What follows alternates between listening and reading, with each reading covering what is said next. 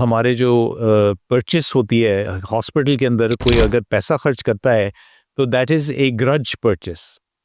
खुशी से कि लोग बिल्कुल आपने सही कहा, that is a grudge purchase। They don't want to spend that money. Exactly, उनकी ग्रज, उनका फियर, उनका जो एक परेशानी होती है वो फिर एक अच्छे एक्सपीरियंस में बदल जाती है मेरे ख्याल में। बिल्कुल।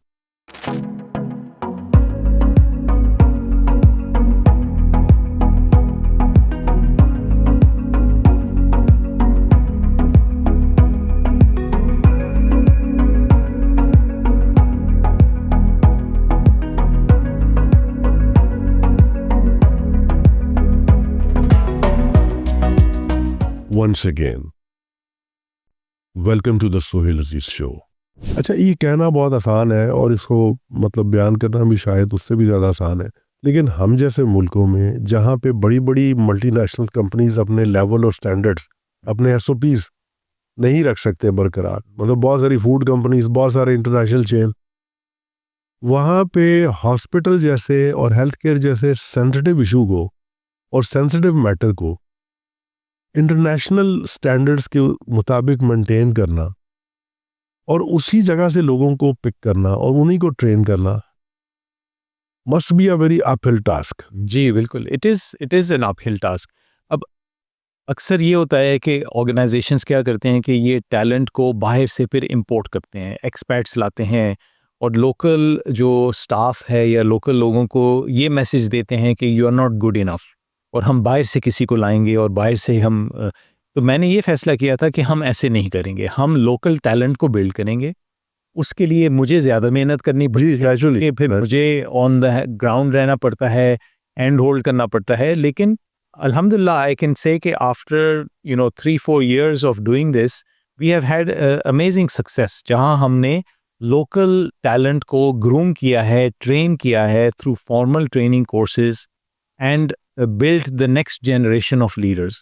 So मेरा जो hospital पाकिस्तान लाहौर में है, Evercare Lahore, it is run by a chief operating officer who's Pakistani. The Evercare Hospital in Lagos, Nigeria, is run by a chief operating officer who's Nigerian. The Evercare hospitals in Kenya are run by chief operating officer who's Kenyan.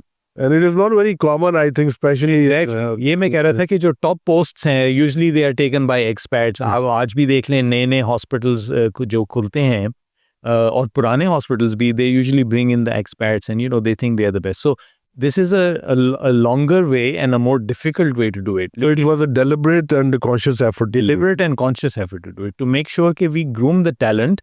और उससे फिर क्या होता है कि एक loyalty भी आती है, एक मोटिवेशन भी आती है, रिटेंशन भी होती है। देखिए हमारे ये जो मुल्क हैं हमारे, इनमें से सब बाहर जाना चाहते हैं। Nobody sees a future for themselves in the countries. Very few people would stay back for certain reasons.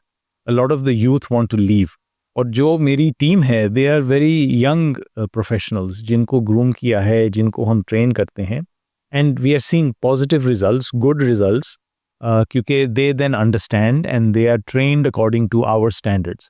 So इसलिए फिर इन चीज़ों को मेंटेन करना बहुत मुश्किल तो होता है, लेकिन जब आप टीम अच्छी बनाते हैं तो उतना ही कॉन्क्रीट होता है, उतना ही बेहतर हो जाता है और फिर लॉन्ग टर्म and impactful होता है। You see, one of the things also that Evercare wants to do is leave an impact in each country. So एक impact जो सबसे बड़ा है is the impact of the human resource. If you can increase the skill level, if you can retain people in the country, so this is a huge impact for the country, economic impact for the country.